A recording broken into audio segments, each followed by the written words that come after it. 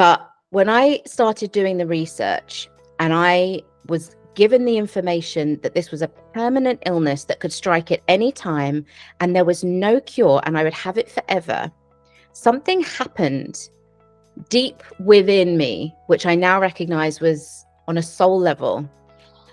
And I was struck by this overwhelming calm that I really can't describe unless it's happened to you. And it was just this deep knowing that this wasn't true. And it was like something within me just went, no, I know that this isn't true.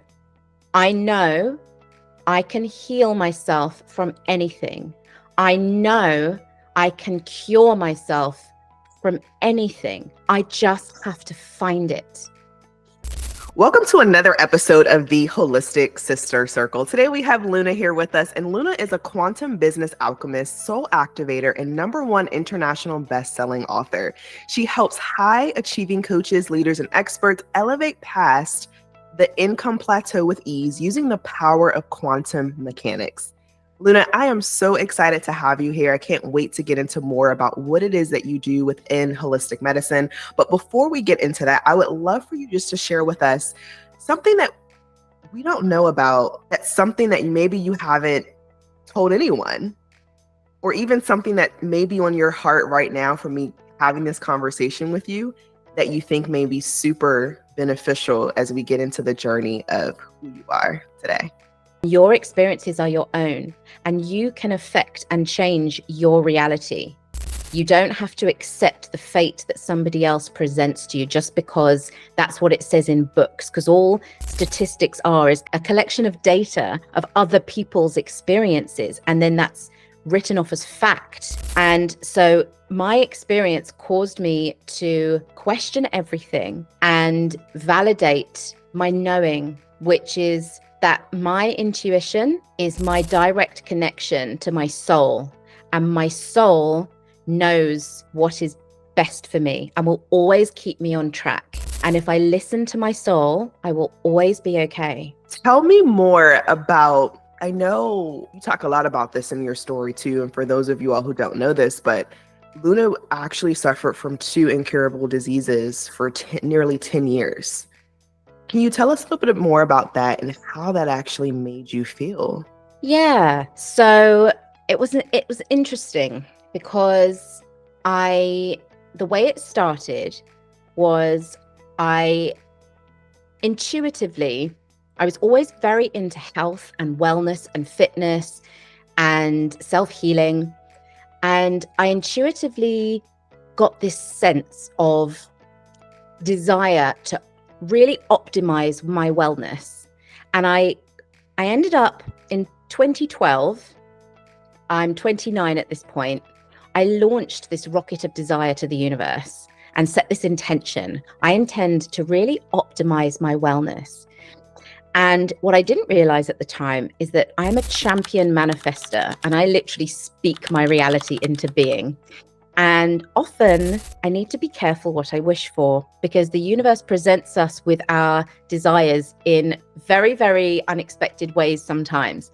So what happened was literally within a matter of weeks of setting this intention, I was on a Zen meditation and mindfulness teacher training retreat, and I got bitten by a tick. And unbeknownst to me, I contracted Lyme disease. Now, back in 2012, Lyme disease was very, very unheard of in the UK. I know it was very well known in the US and Canada, but here in the UK, no one had really heard of it. So I had it undiagnosed for a whole year. And I was going from doctor to doctor, and they were misdiagnosing it. And I was just getting sicker and sicker and sicker. And I wasn't a sick person. And it was a complete mystery. And all of a sudden, I found I was having these weird mood swings. I was completely exhausted and depleted all the time, which was not like me. I was permanently ill, and it was like having flu all the time, and I couldn't shake it. And I had this mysterious bullseye rash on my leg, which turned out to be my saving grace, because not everybody gets that. And that was at the site of the tick bite, which I didn't even know had occurred, because when a tick bites you, it numbs you first. So you don't know you've been bitten. And I didn't know I'd been bitten. And eventually, after a year, I was diagnosed by a Lyme literate dermatologist who recognized the rash and my symptoms and said, if it walks like a duck and it talks like a duck, it's a duck. You've got Lyme disease. And I was like, oh, okay. And I was very relieved to get a diagnosis, but I was less relieved when he prescribed me a month's worth of antibiotics as a potential remedy. Now, I didn't know this at the time, but there's only about a 72-hour window after getting bitten in which antibiotics are effective. After that, not only are they ineffective, but they cause what's known as a Herxheimer's reaction, which basically exacerbates all the symptoms. So I was rendered bedbound for 6 months with full body inflammation, unable to move. I literally couldn't move my head. I was in the most pain I'd ever been in my life. And it was like the worst ever COVID you could possibly imagine. And to add insult to injury, when I researched Lyme disease, because I didn't know anything about it, words on the internet kept popping up like permanent, incurable, no known cure in science, and all of these really doom and gloom things that didn't really bring me much hope. But here's the kicker. When I found out that I had this lifelong incurable illness that could render me potentially paralyzed, that I would have forever. It attacks every single system of your body. It completely, it affects everybody completely differently, basically. Someone I know lost their eyesight because it went to their brain. Some people, it attacks their entire central nervous system, or it goes to their heart. Some people end up in a wheelchair. It affects everyone differently. But when I started doing the research and I was given the information that this was a permanent illness that could strike at any time and there was no cure and I would have it forever, something happened deep within me, which I now recognize was on a soul level. And I was struck by this overwhelming calm that I really can't describe unless it's happened to you. And it was just this deep knowing that this wasn't true. And it was like something within me just went, no, I know that this isn't true. I know I can heal myself from anything. I know I can cure myself from anything. I just have to find it. So I launched another intention, which was I intend to not only heal myself, but I intend to find a permanent cure for my condition. And I went on this mad rampage, this mission from my sickbed, because there was nothing else for me to do. And I went on a mission of research, making myself an expert in Lyme disease and autoimmune disease, and trying to find any kind of protocols or diet or anything I could to heal myself. And I managed to find a Lyme literate practitioner in the States who produced these herbs that could help with things like Lyme disease. And I imported them into the UK and I started taking them. And within 3 months, I was symptom free, which was awesome. However, that wasn't enough for me because that wasn't a permanent cure. And so I carried on researching. In the meantime, what happened to me was the Lyme manifested for me in my gut, which is where 80% of the immune system resides. And it developed into severe ulcerative colitis. So here was the complication with that. These are two completely opposing illnesses with completely opposing prognoses and diets and protocols. For Lyme disease, the treatment is to keep your immune system boosted in order to abate the symptoms. For colitis, which is an autoimmune disease, the doctors who were working with me put me on immunosuppressants to keep my immune system down, because they were of the belief that it's the immune system attacking itself, so you have to repress it in order to be symptom free. So here I was with these two opposing diseases, both working against each other and me. And nobody had the answers for me, because when I presented this to the doctors, they said, well, we've never seen this before, so we don't know what to do. We don't know how to help you, because they both had completely contrasting diets and medications and protocols, and one counteracted the other. So I was on my own. So thus began my second mission of finding anything that I could eat, finding anything that I could use to treat myself. And I was bedbound for months at a time with these crippling symptoms, with no possibility of any pain relief, with no escape. And I was never on my feet for more than about 3 months at a time during this 10-year period. And it was kind of like putting the pieces of a jigsaw puzzle together to try and navigate my way through and find the answers. But I never gave up, because I knew they were out there. I'd set this very clear manifestation, and I just had to trust. And I nearly died a few times along the way. It was very, very dicey, and it tested me in every way a human being can possibly be tested all at the same time. It tested me physically, because I was pushed to the threshold and beyond of the amount of pain that a human can take. It tested me mentally, my mental strength, because I was put on all sorts of mind-altering steroids that gradually caused me to lose my grip on reality, no matter how hard I fought them, because they even said side effect psychosis on the box.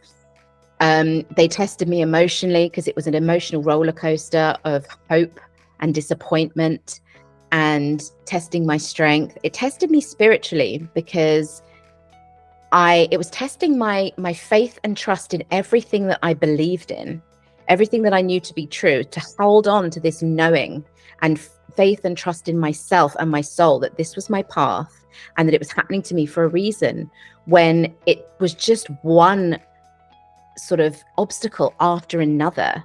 And this was like my hero's journey, the Herculean trials that I was just having to go through for 10 years. And meanwhile, everyone around me was getting on with their lives, and mine was static. Mine existed in this bed, in this room.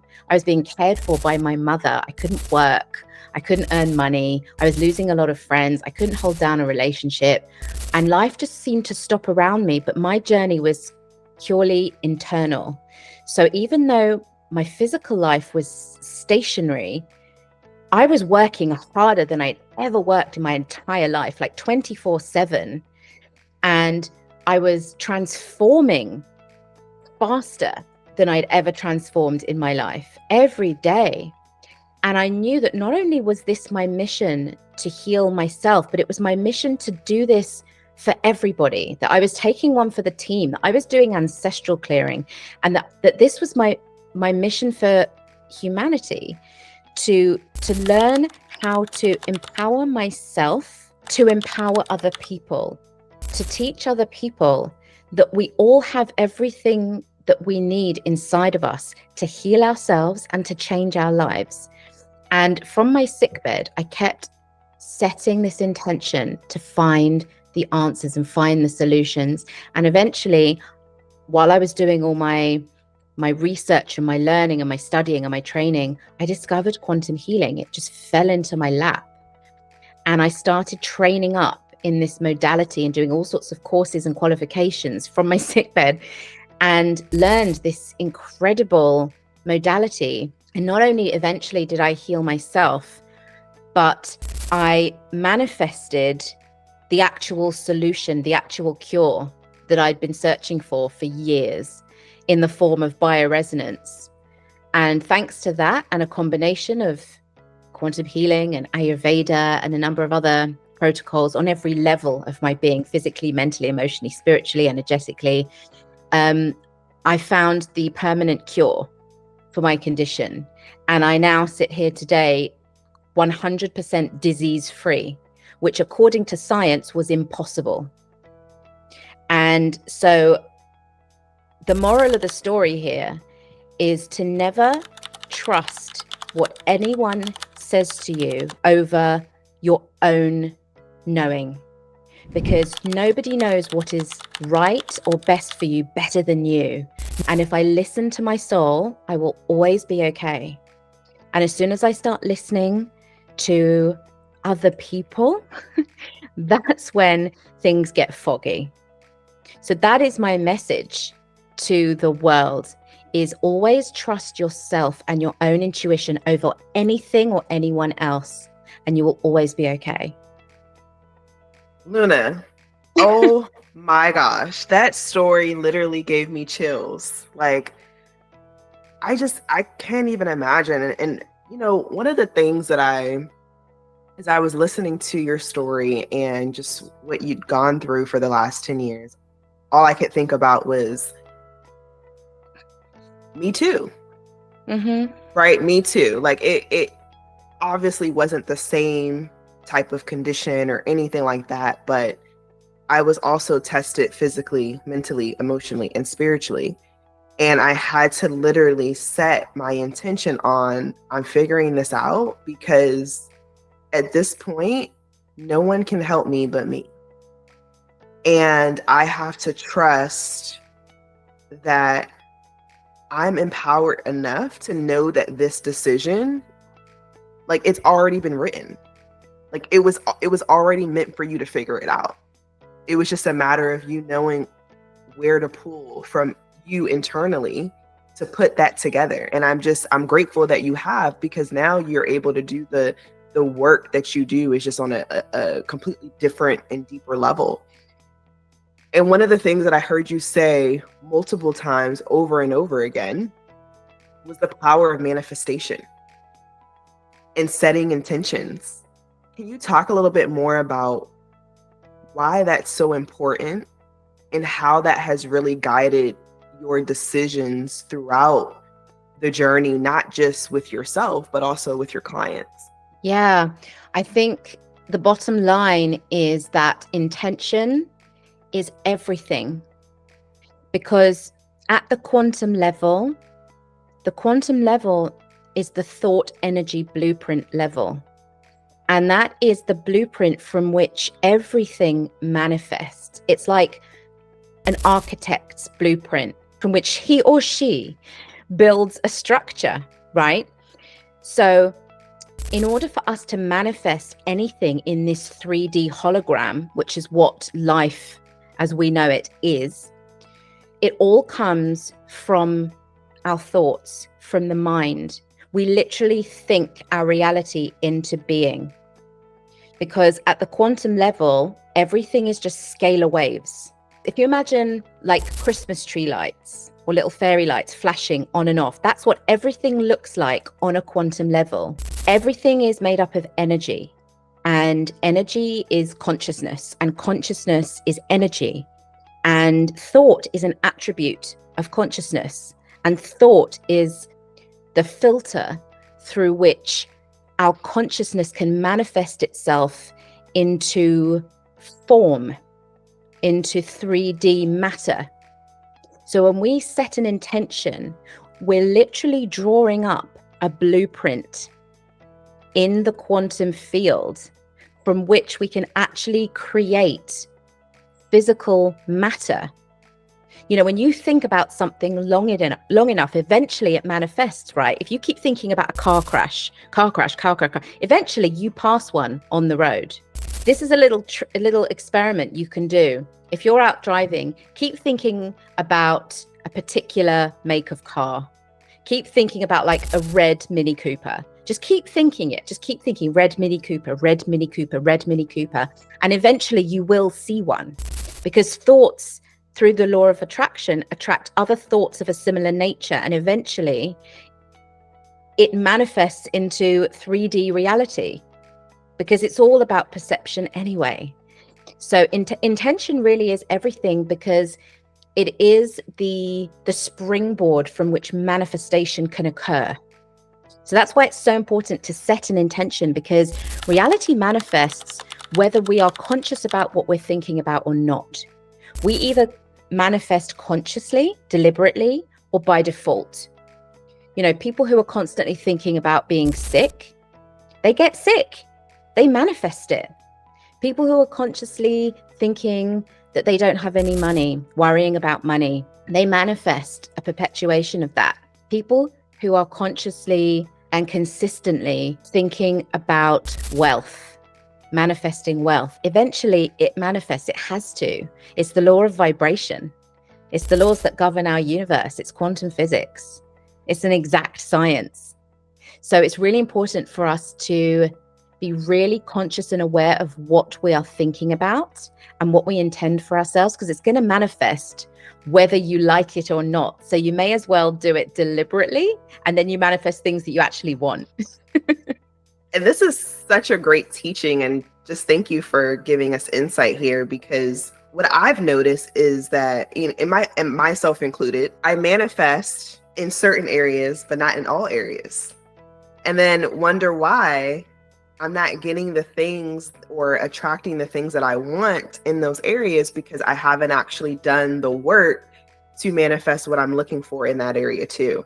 Now, can you talk a little bit about, you talked a lot about, just quantum healing on a quantum level. For those who don't necessarily know exactly what that means, can you share a little bit more about what that is and how does that relate to your work today?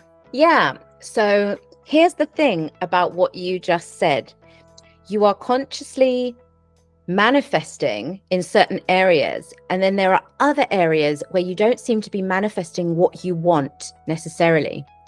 The thing about that is that, unbeknownst to us, there are invisible forces at play. There are invisible barriers in our manifestation processes that are working against us without our conscious awareness.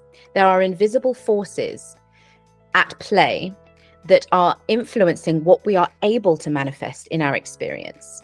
And these are the kind of energetic blockages, if you want to give them another name, that I clear in my quantum healing work. So these are things like auric attachments, karmic imprints, soul level blockages, energetic residue from past traumatic experiences, that are stored in the amygdala and the energetic field, to name but a few. There are so many, and we don't even know they're there. And often we bring them through lifetime to lifetime, or we inherit them from our parents and our ancestral line, or we create them ourselves as a result of discordant choices. But they are retained in our soul memory and our energetic blueprint, and they act like magnets, drawing to us without our awareness energy of a similar nature, whether we want it or not. And they also can repel certain things that we want, whether we like it or not. And that is not our fault. We're off the hook for that one. So that's why no matter how much work we do on our mindset, or our, through therapy, managing our emotions, or no matter what we do in the physical, that's the 3D. The first 3 dimensions are the physical, the mental body, and the emotional body. And people think that if they've got all their ducks in a row within the 3D, they're doing everything right in the physical. They've got all their, business strategies in place. They're doing everything right. They can manage their emotions. They've sorted those through in therapy. They've managed their mindset with mindset work. They still can't understand why they're hitting up against glass ceilings with their income, or why they're not attracting the right relationship. There's all these negative or toxic relationship cycles they're manifesting. I was one of those people. I couldn't understand it. I was like, I'm a good person. I put out good energy. I'm good to people. Why am I manifesting these toxic, abusive relationships over and over again, like a loop? It's a karmic loop. That's what it is. Why are people stuck in perpetual negative money cycles where no matter how much they earn, they lose it just as quickly? They can't understand it. These are things like karmic imprints or soul level blockages that are totally out of our awareness or control. And they can't be resolved unless they are cleared energetically, because that's where they reside. They reside in the energetic and or soul blueprint. And with quantum healing, we work on the DNA template level, which is the lowest, most fundamental level you can work on, the thought energy blueprint level. And we clear these energetic blockages permanently. And the reason it's permanent is because these energetic blockages are transmuted through all 15 layers of our multidimensional anatomy, because we are 15-dimensional beings. We're in a 15-dimensional time matrix. We are so much more than just the 3D, which are just the first 3 of 15 dimensions.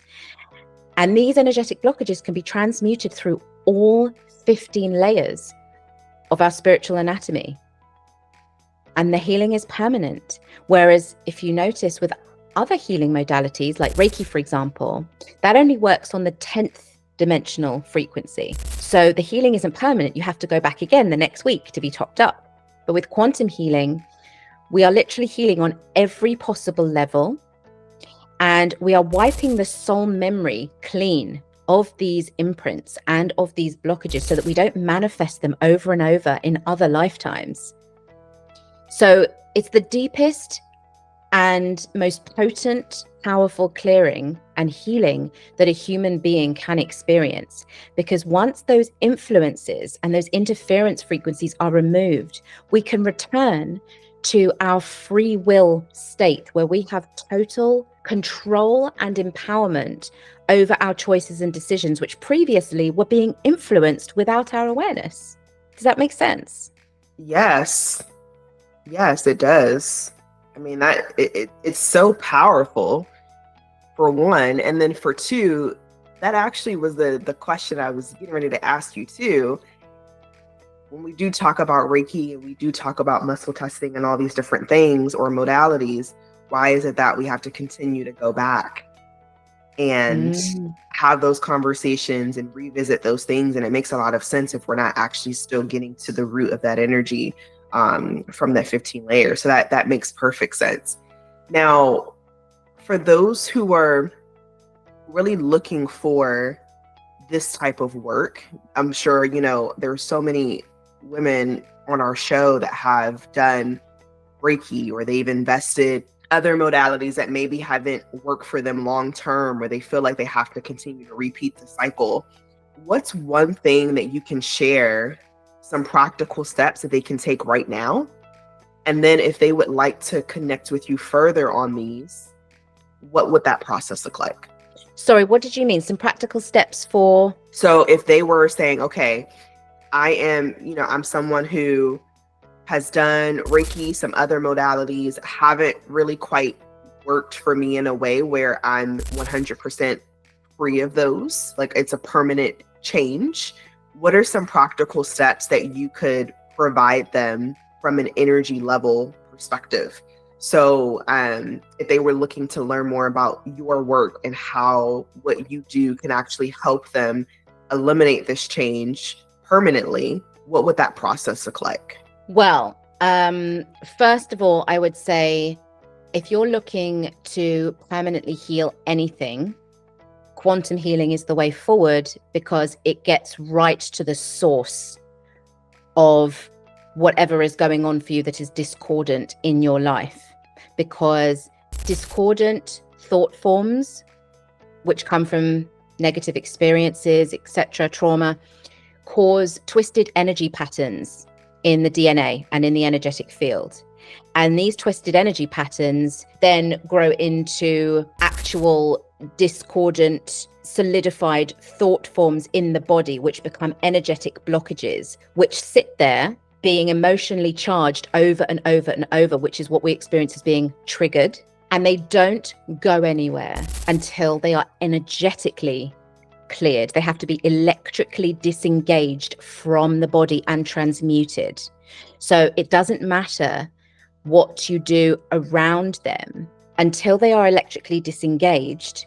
You're going to keep repeating the same old patterns and attracting and manifesting the same things into your experience over and over again. It's like trying to ask an architect to build a new building from the same blueprint. You have to reset the manifestation blueprint to manifest something different. And that's what quantum healing can do. So I would say, if you're interested in learning about quantum healing, You can check out my website, lunastarfeather.com, and you can watch you can sample. I have some free gifts on there where you can actually sample quantum healing sessions on my website. And you can also check out my free training at insideoutupgrade.com, where I explain exactly the science behind how all this stuff can affect us and how it's manifesting in our lives and what you can actually do to resolve it. I love this. Well, Luna, thank you so much for your work, your dedication, your message, just everything that you've done up until this point, and really being able to take what has gone through you and your own journey and putting it in a package for people where it's simple, where they can connect with you and they can actually remove the blockages that they're facing from an energy level, from a quantum level. So thank you again for your time. We're so grateful to have you on the show. Until next time. Thank you so much for having me.